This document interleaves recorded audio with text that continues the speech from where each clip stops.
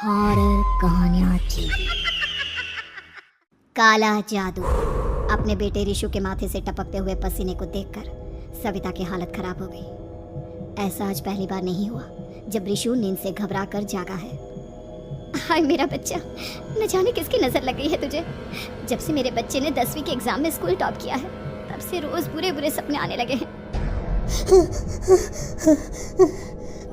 हाँ माँ, मैंने आज फिर से एक काले साए को देखा।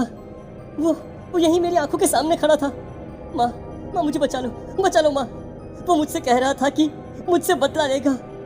माँ कहीं ये प्रशांत। चुप कर, कैसी बात कर रहा है? दोबारा उसका नाम मत लेना।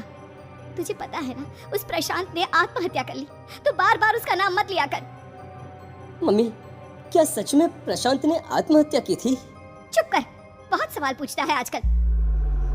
और फिर रात के वक्त सविता के पूरे घर में एक अजीब सा काला धुआं छाने लगा। गहरी नींद में सोई सविता की जैसे ही आंख खुली उसका दम घुटने लगा।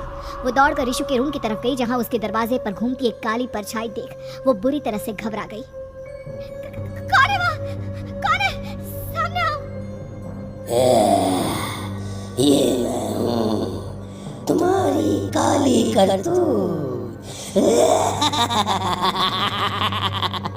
और अब मैं तुम्हारे बेटे को ले जाने आया हूँ। नहीं, मेरे बच्चे को छोड़ दो प्लीज। मेरे रिशु को कुछ मत करना। वो परछाई रिशु के कमरे में घुस जाती है। सविता भी उसके पीछे पीछे दौड़कर जाती है और देखती है कि अब वो साया साफ नजर आ रहा था। वो सर से पैर तक खून में सना हुआ था और उसके शरीर के सारे अंग कटे फटे हैं। क्या चाहिए तुम्हें? तुम जो बोलोगे मैं करूंगी, लेकिन मेरे रिशु को छोड़ दो। उस परछाई ने रिशु को गर्दन से पकड़कर दीवार के सहारे हवा में उछाल दिया। रिशु जोर जोर से चिल्लाने लगा। माँ बचाओ मुझे, बचा लो माँ, ये मुझे मार डालेगा। माँ मुझे बचा लो माँ। नहीं, ऐसा मत करो, मुझे मार दो लेकिन मेरे बच्चे को छोड़ दो। मैं तुम्हारे आगे हाथ जोड़ती हूँ। वो परछाई रिशु को जमीन पर गिरा देती है और अचानक वहाँ से गायब हो जाती है। रिशु, मेरा बच्चा, तू ठीक तो है ना? कुछ बोल बेटा, क्या हुआ है तुझे? मैं ठीक हूँ माँ। क्या हुआ था यहाँ पर?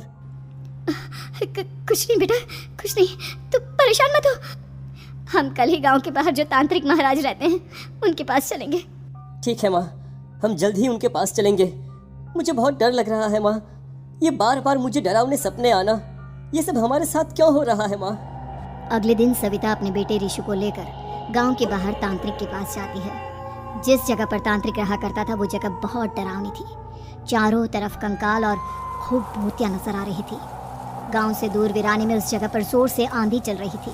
रिशु ने डर कर अपनी माँ का हाथ पकड़ लिया। माँ मुझे बहुत डर लग रहा है। ये कैसी जगह है?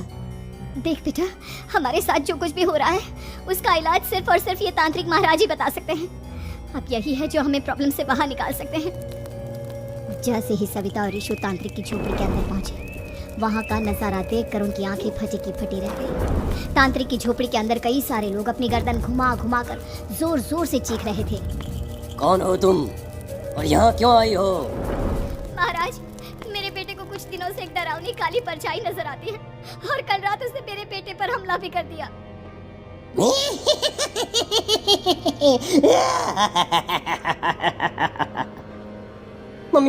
मम्मी हमें यहाँ से चलना चाहिए। ये जगह मुझे ठीक नहीं लगती। नहीं बेटा, ऐसा नहीं कहते। रुक जाओ, 2 मिनट के लिए रुक जाओ। क्या कहा? काली परछाई? तुम्हारे बेटे पर किसी काली परछाई ने हमला किया? हाँ महाराज, वो कह रही थी कि वो मेरे बेटे को कुछ कर देगी। कोई उपाय बताइए महाराज, मेरे बेटे के साथ कुछ गलत नहीं होना चाहिए। तुमने किसी दूसरे के साथ गलत किया है तो तुम्हारे साथ भी गलत होकर ही रहेगा। तुमने किसी की जान ली है, किसी को मार डाला है तुमने। नहीं महाराज, मैंने ऐसा कुछ नहीं किया। मैंने किसी की जान नहीं ली। मुझे कोई उपाय बताइए। लगता है तुम इतनी आसानी से नहीं मानोगी। मैं तुम्हें अभी उस काली परछाई से मिलवा देता हूँ और वही सारा सच तुम्हारे सामने लेकर आएगा। सविता और रिशु ने डर के मारे अपनी आंखें बंद कर ली। तभी अचानक तांत्रिक की झोपड़ी में अजीबोगरीब आवाजें गूंजने लगी। सविता और रिशु बुरी तरह से कांप रहे थे। आंखें खोलो और अपने सामने देखो। क्या यही है वो जिससे तुम कल रात को मिली थी? बताओ मुझे। हाँ, इसने कल रात मेरे बेटे के ऊपर हमला किया था। ये उसी लड़के की भटकती हुई आत्मा है जिसे कुछ दिन पहले तुमने मार डाला था। मम्मी ये महाराज क्या कह रहे हैं? क्या सच में आपने किसी की जान ली है? किसी को मार डाला है? अगर हाँ तो बताइए ना मम्मी, किसको मारा है आपने? किसको? तुम्हारी माँ इतनी आसानी से सच नहीं बताएगी बेटा। इसने एक बच्चे की जान ली है। कहीं उसका नाम प्रशांत तो नहीं महाराज? वो मेरा दोस्त है, मेरा मतलब मेरा पड़ोसी है। सही पहचाना। देखा सविता, तुम्हारा खुद का बेटा भी जानता है कि तुमने किसी के प्राणों की बलि चढ़ा दी और इसीलिए अब उसकी बुरी आत्मा तुम्हारे घर में भटकती है। मुझे माफ कर दीजिए महाराज, मुझसे बहुत बड़ी गलती हो गई। प्रशांत हमारे पड़ोसी का बेटा था। हर बार उसके नंबर मेरे बेटे से ज्यादा आते थे और इसलिए मैंने उसके कमरे के बाहर काला जादू किया था, पर मुझे नहीं पता था कि वो मर जाएगा।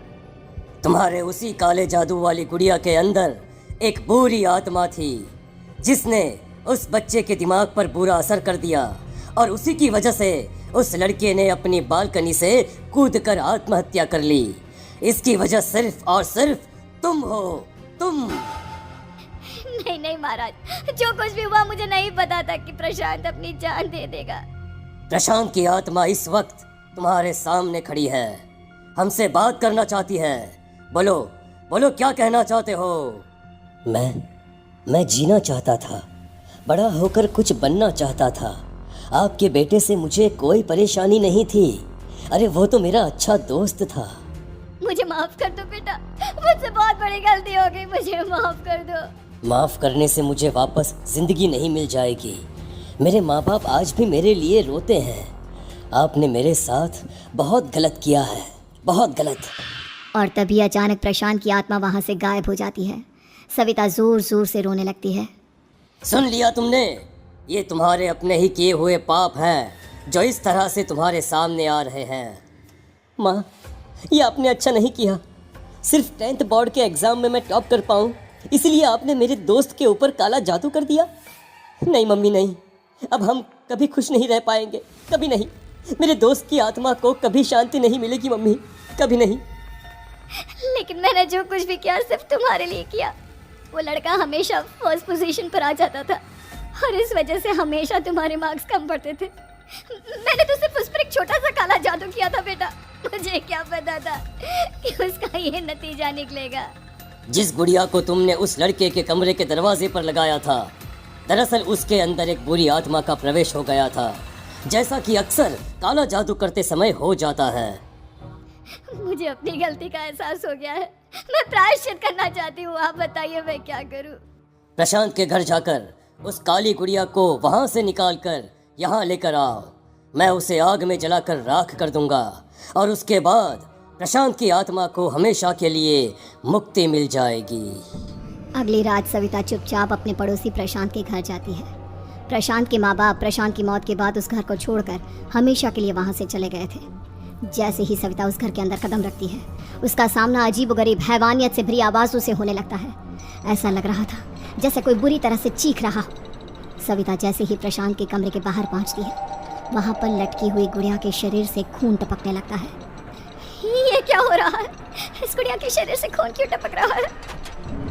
सविता हिम्मत करते हुए उस गुड़िया को वहां से उतारने की कोशिश करती है, लेकिन तभी अचानक से बहुत भयानक दिखने वाली औरत उसकी आंखों के सामने आकर खड़ी हो जाती है। मैं यहाँ से कहीं नहीं जाऊंगी और अगर तूने मुझे यहाँ से हटाने की कोशिश की तो मार डालूंगी मैं तुझे। नहीं, मुझे तुम्हें यहाँ से ले जाना ही होगा, नहीं तो मेरा बेटा, उसकी जान को खतरा है। मैं तुम्हें नहीं छोड़ सकती। अगर तुम्हारे अंदर हिम्मत है तो मुझे इस घर से बाहर ले जाकर दिखाओ। और ऐसा कहकर वो औरत सविता के ऊपर हमला कर देती है और उसे हवा में उछाल उछाल कर जमीन पर पटकती है। लेकिन तभी अचानक मौका देखकर सविता अपने हाथ में ली हुई सुई उसके हाथ में चुभो देती है। हाथ में सुई लगते ही वो औरत जमीन पर तड़पने लगती है। ये क्या किया तूने? ये क्या कर दिया? तुझे ऐसा नहीं करना चाहिए था। तांत्रिक ने मुझे कहा था कि तुझसे जीतने का सिर्फ यही एक तरीका है जिससे मैं अपने पापों का प्रायश्चित कर सकती हूँ और अपने बेटे की जान बचा सकती हूँ। और उसके बाद वो डरावनी दिखने वाली औरत एक छोटी सी जादुई गुड़िया में तब्दील हो गई और सविता ने उसे ले जाकर तांत्रिक को दे दिया। तांत्रिक ने जादुई गुड़िया को आग के हवा